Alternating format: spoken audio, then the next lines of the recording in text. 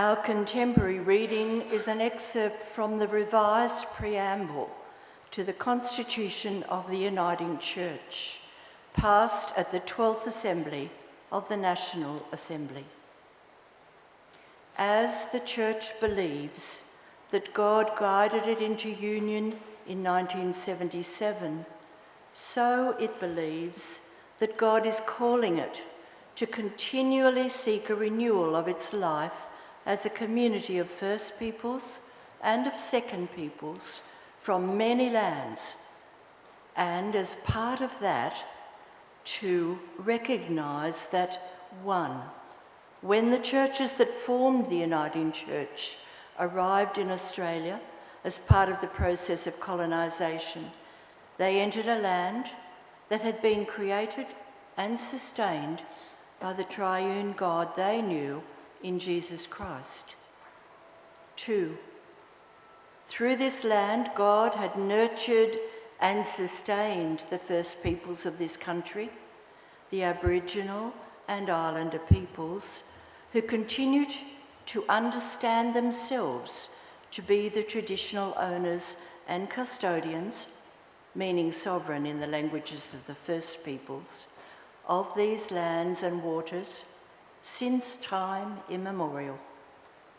3, the First Peoples had already encountered the Creator God before the arrival of the colonisers. The Spirit was already in the land, revealing God to the people through law, custom and ceremony.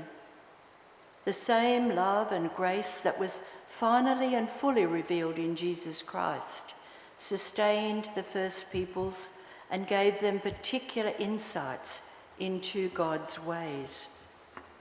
4, some members of the Uniting Churches approached the First Peoples with good intentions, standing with them in the name of justice, considering their well-being, culture and language as the churches proclaimed the reconciling purpose of the triune God found in the good news about Jesus Christ. 5, many in the Uniting Churches, however, share the values and relationships of the emerging colonial society, including paternalism and racism towards the First Peoples. They were complicit in the injustice that resulted in many of the First Peoples being dispossessed from their land, their language, their culture and spirituality, becoming strangers in their own land.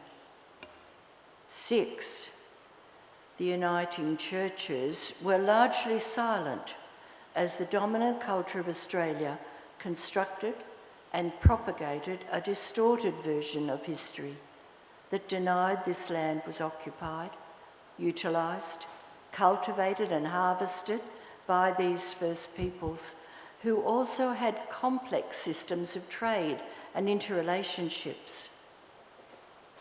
As a result of this denial, relationships were broken and the very integrity of the gospel proclaimed by the churches was diminished. 7, from the beginning of colonisation, the First Peoples challenged their dispossession and the denial of their proper place in this land. In time, this was taken up in the community, in the courts, in the parliaments, in the way history was recorded and told, and in the Uniting Church in Australia. 8, in 1985, Aboriginal and Torres Strait Islander members of the Uniting Church in Australia formed the Uniting Aboriginal and Islander Christian Congress. 9, in 1988, the Uniting Aboriginal and Islander Christian Congress invited the other members of the church to join in a solemn act of covenanting before God. 10, after much struggle and debate, in 1994, the Assembly of the Uniting Church in Australia discovered God's call, accepted this invitation, and entered into an ever-deepening covenantal relationship with the Uniting Aboriginal and Islander Christian Congress. This was so that all may see a destiny together, praying and working together for a fuller expression of our reconciliation in Jesus Christ. And thus, the Church celebrates this covenantal relationship as a foretaste of that coming reconciliation and renewal, which is the end in view for the whole creation.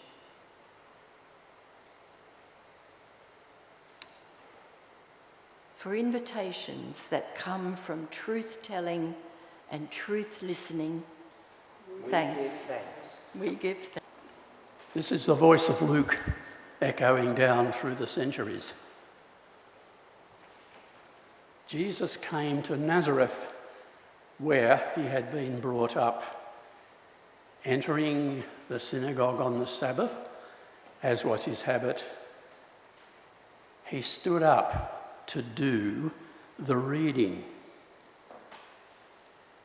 When he took the book of the prophet Isaiah, was handed to him, he unfolded the scroll and found the passage where it is written, "The Spirit of God is upon me, because the Most High has anointed me to bring good news to the poor,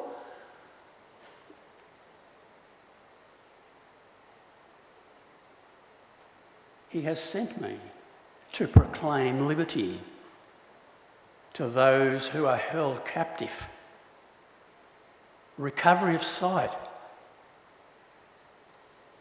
to those who are blind, and release to those in prison, and to proclaim the year of the Lord's favour." Rolling up the scroll, Jesus gave it back to the attendant and sat down. The eyes of all in that synagogue were fixed upon him. Then he said to them, "Today in your hearing, this scripture has been fulfilled."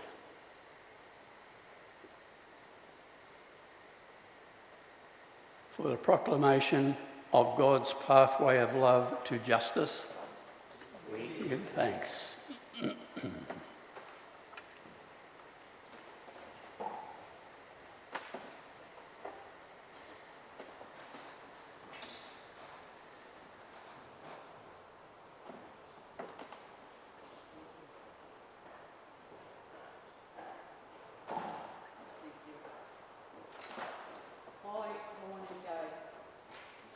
Mourning Day was first thought of in 1932 by a chap called William Cooper.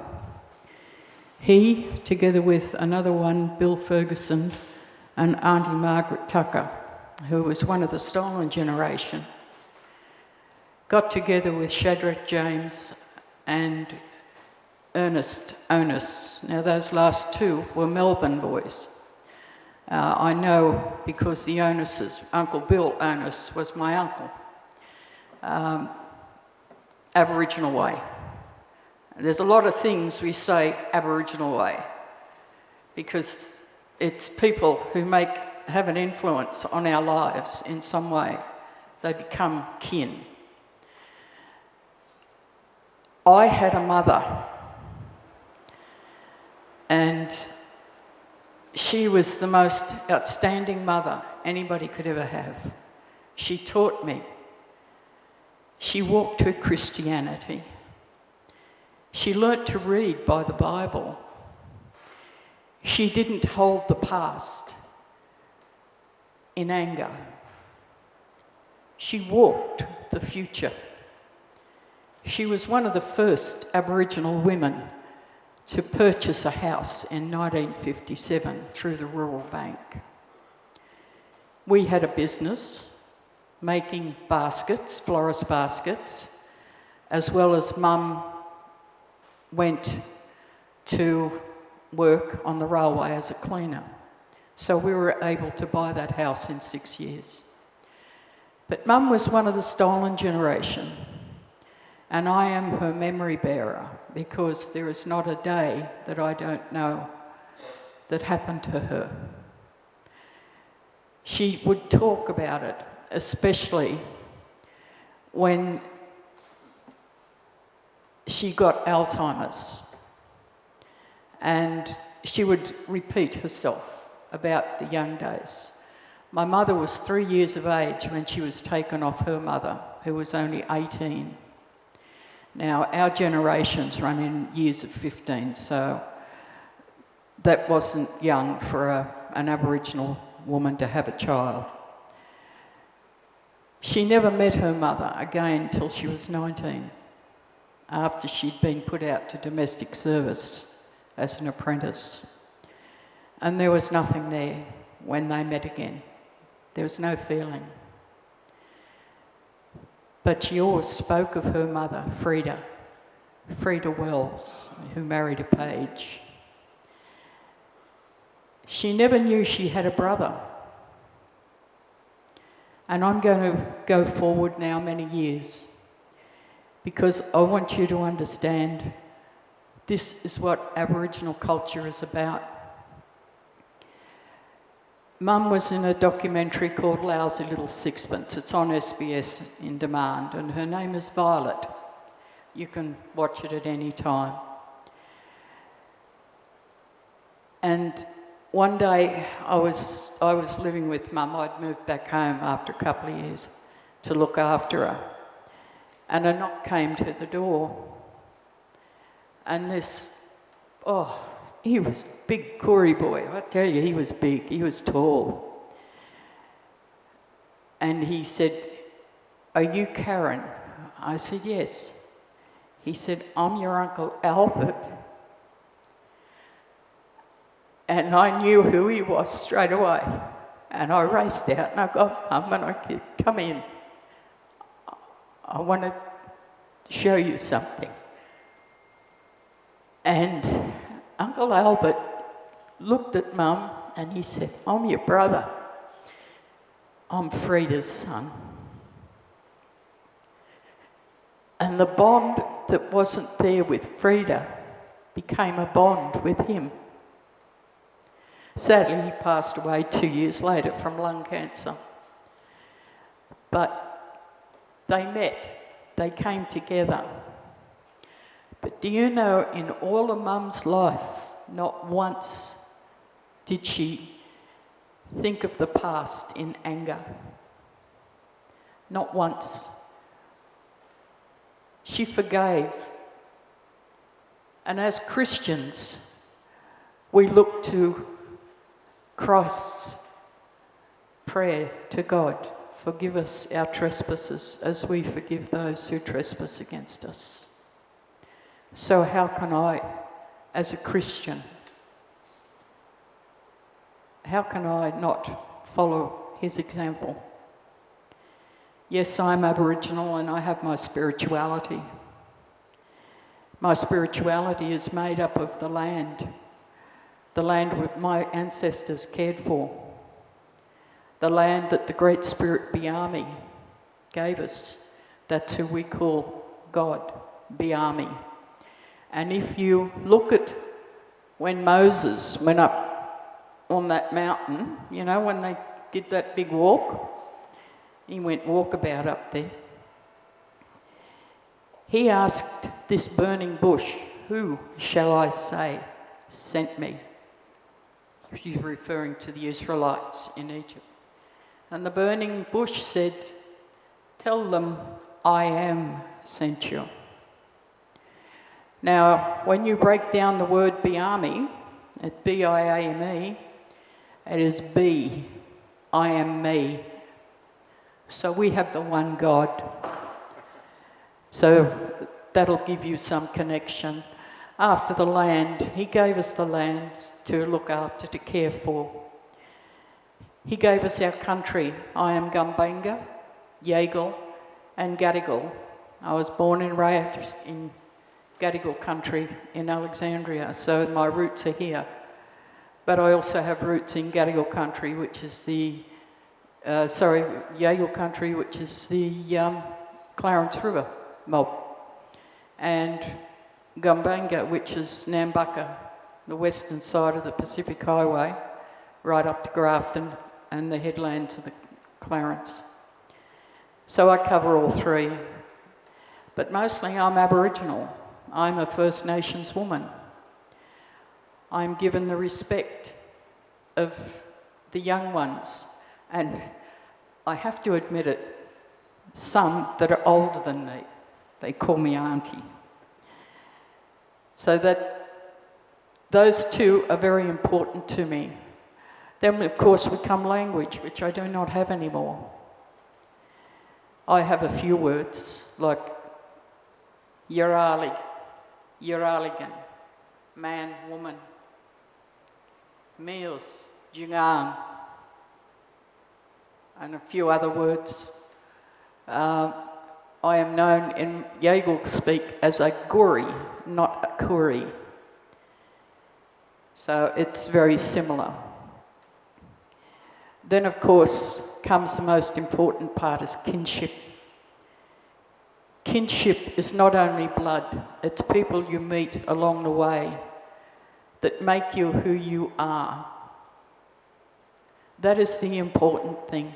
They become your kin because they have influenced you in some way.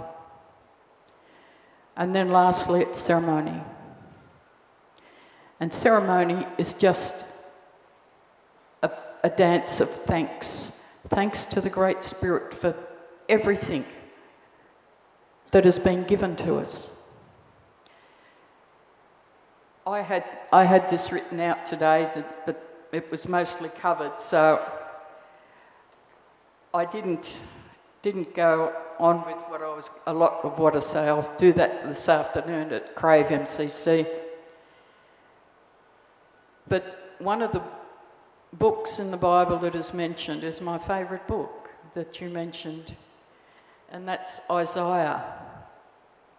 And I pick up Isaiah, my Bible, every morning, and I open it up to wherever it falls. Usually it's Isaiah because that's the book I read the most. And I came across this one today. It's Isaiah 60. Lift up your eyes and look about you. All assemble and come to your sons come from afar, and your daughters are carried on the hip. Then you will look and be radiant. Your heart will throb and swell with joy.